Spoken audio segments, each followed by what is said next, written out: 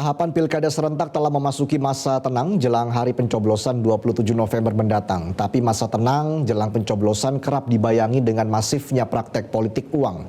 Lalu apa strategi Bawaslu untuk memitigasi terjadinya politik uang pada masa krusial ini? Kita sudah terhubung dengan Ketua Bawaslu Jakarta, Munandar Nugraha. Selamat sore, Pak Munandar. Selamat sore, Bung Reza. Baik. Pak Munandar, kalau dari Bawaslu sendiri melihat sebenarnya seberapa besar potensinya terjadi politik uang di masa tenang ini jelang pencoblosan pada 27 November mendatang di Jakarta? Baik, terima kasih.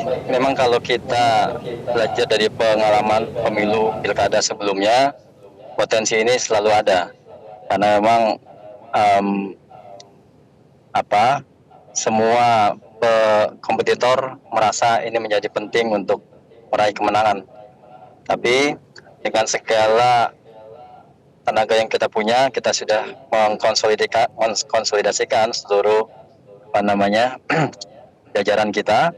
Kita juga sudah banyak melakukan sosialisasi sampai ke forum warga, bahkan ke RT RW, menyampaikan bahwa dalam Undang-Undang Pilkada, penerima dan pemberi bisa dipidana. Nah, ini sudah kita sosialisasikan. Kami berharap dengan semua yang kita sosialisasikan ini bisa sama-sama membuat warga yang mungkin sudah paham aturannya, dia bisa saja menolak gitu. Mudah-mudahan ini ikhtiar-ikhtiar yang kita optimalkan dan bisa mencegah terjadinya politik uang di pilkada kita hari ini. Itu Bung Reza. Baik.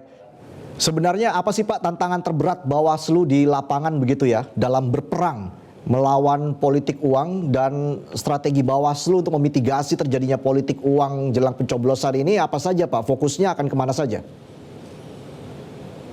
Dalam konteks konsolidasi jajaran, kita sudah coba pastikan 2 minggu lebih yang lalu kita sudah melantik pengawas TPS. Memang kelemahan kami jajaran pengawas adalah sedikitnya petugas yang kita punya, tapi setelah kita sudah melantik PTPS, bahkan kita sudah melakukan bimbingan teknis 3 kali. Ini bagian dari upaya kita secara internal untuk memastikan seluruh jajaran kita juga terlibat dalam mengawal wilayahnya masing-masing agar tidak terjadi politik uang. Itu tantangan itu kita coba jawab dari memastikan seluruh jajaran kita terlibat aktif untuk mengawasi. Memang dalam konteks nomenklatur pengawas TPS ya dia bertugas di TPS, tapi karena dia sudah dilantik 2 minggu lebih yang lalu, beliau juga sudah kita BIMTEK. Di situ dalam materi-materi BIMTEK kita sampaikan bahwa pengawasan tidak hanya pada saat di TPS, tapi juga di masa tenang ini mereka juga bagian dari keluarga besar Bawaslu yang bisa memberikan laporan bahkan temuan seandainya ada kejadian yang berpotensi melanggar. Kita sudah sampaikan. Ini juga bagian dari kerja-kerja yang langsung kami tadi dari Jatinegara, sekarang mau ke Pulau Gadung, ketemu langsung dengan PTPS, menguatkan komitmen pasukan, memastikan seluruh kerja-kerja yang menjadi amanah undang-undang bisa kita optimalkan. Gitu Bung Reza. Ya, lalu wilayah mana saja Pak yang kira-kira paling rawan ini terjadinya politik uang dari pantauan Bawaslu?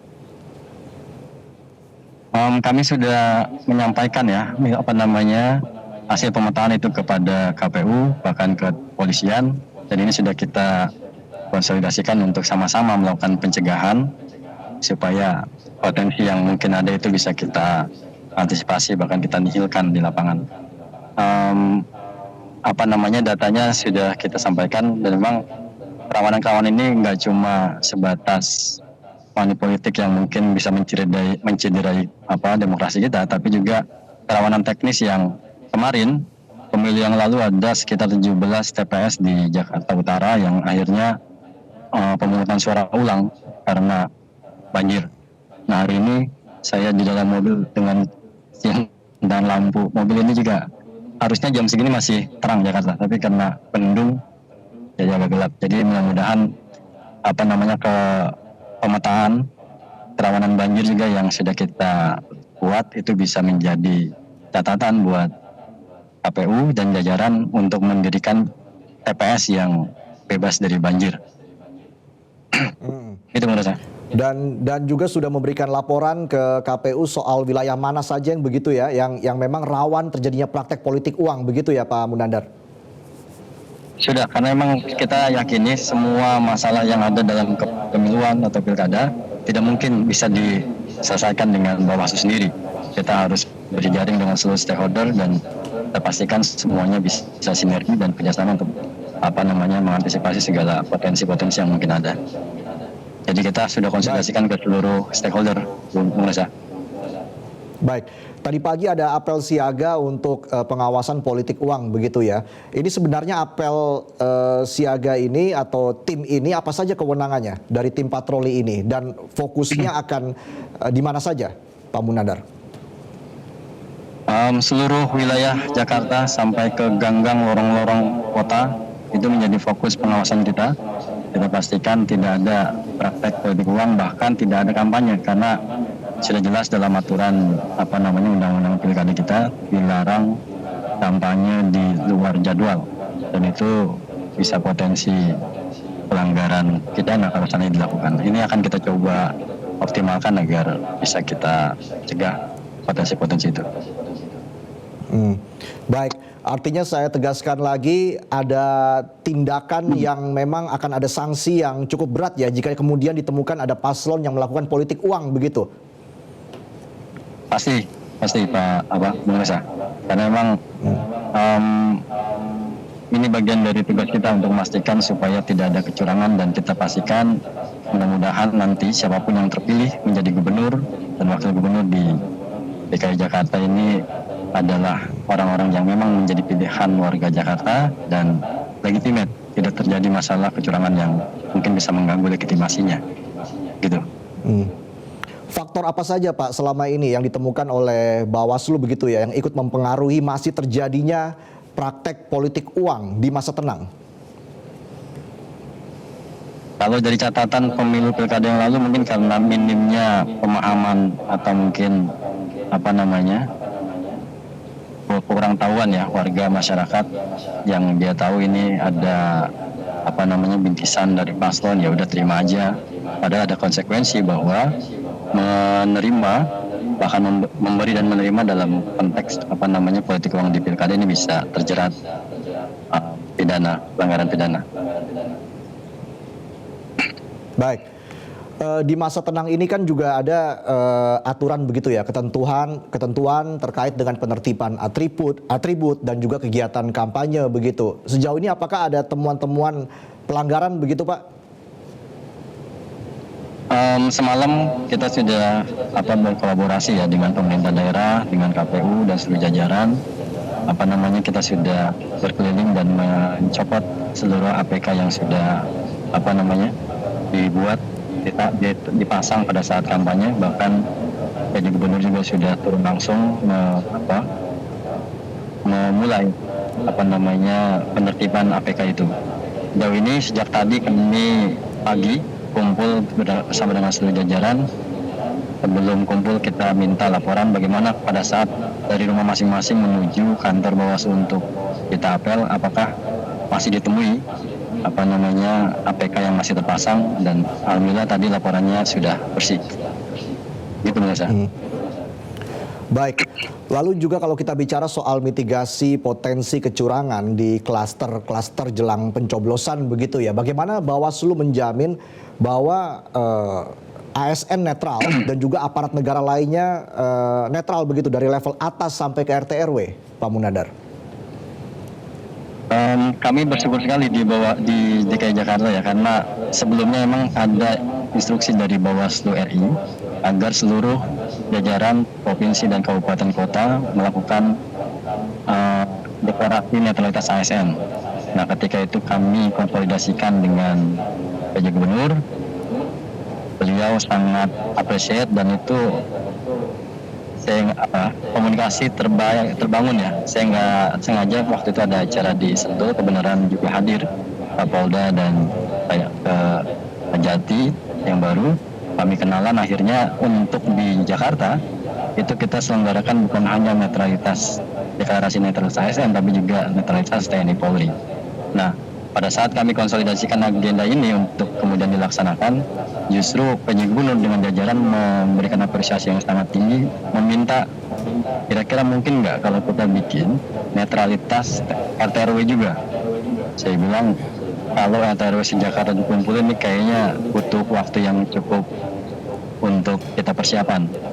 Nah, tapi pada akhirnya kemudian ini diinisiasi di level kecamatan dan kelurahan ya. Karena memang ada pergub yang menyatakan bahwa RT RW di Jakarta harus netral. Dan kita bersyukur di Jakarta karena memang tidak ada incumbent dan PJ Gubernur punya komitmen yang tinggi untuk itu. Jadi deklarasi kemarin itu juga kemudian diturunkan sampai ke tingkat RT RW di jajaran camat dan lurah. Mudah-mudahan ini kita bisa pastikan nanti ke depan tidak ada pelanggaran terkait dengan netralitas di Jakarta. Baik, lalu kalau kita bicara soal potensi-potensi kecurangan yang mungkin terjadi begitu ya ketika hari pencoblosan atau setelah pencoblosan mulai rekap di TPS sampai jenjang provinsi, bagaimana Bawaslu menjamin bahwa tahapan ini memang bebas dari kecurangan? Bawaslu RI membuat Siwasli. Ini sistem yang kita punya untuk memastikan seluruh hasil dari pemungutan dan penghitungan suara di TPS bisa dilaporkan setelah selesai penghitungan suara. Jadi nanti akan ada format foto yang dikirim ke aplikasi itu, yang kemudian ini bisa jadi pegangan kita untuk memastikan pada saat nanti rekapitulasi berjenjang, maka angka-angka yang direkap adalah angka-angka yang benar-benar dihasilkan dari TPS. Itu yang sudah kita ikhtiarkan. Jadi kami berharap semua mudah-mudahan dengan ikhtiar ini bisa memastikan bahwa tidak ada lagi kecurangan dalam proses rekapitulasi sampai kemudian ditetapkan siapa kandidat terpilih di Jakarta. Baik, terakhir apa pesan Anda singkat saja Pak Munandar agar memang jalannya Pilkada DKI Jakarta berjalan dengan lancar dan bebas dari praktek politik uang, Pak Munandar? Baik, pada seluruh warga Jakarta mungkin kami juga tidak bisa memastikan semua tujuan pelaksanaan Pilkada di Jakarta bebas dari politik uang tanpa ada dukungan dan peran serta dari seluruh stakeholder. Jadi melalui siaran Metro hari ini kami berharap membuka diri dan sangat membuka ruang untuk kita bersinergi. Kalau seandainya ada praktek politik uang, potensi-potensi pelanggaran yang ada, itu bisa segera melaporkan kepada jajaran kami, baik TPS yang mungkin dekat dengan rumah tinggal masing-masing, atau kalau mungkin nggak kenal dan tidak tahu siapa orangnya, bisa dicek di website kami. Itu ada WA Center untuk melaporkan ke Bawaslu Provinsi atau Bawaslu Kabupaten Kota, yang kemudian nanti bisa jadi informasi awal yang akan kita tindak lanjuti. Baik, terima kasih atas keterangan Anda, Ketua Bawaslu Jakarta, Pak Munandar Nugraha. Terima kasih atas informasinya dan selamat sore. Jelajahi cara baru mendapatkan informasi. Download Metro TV Extend sekarang.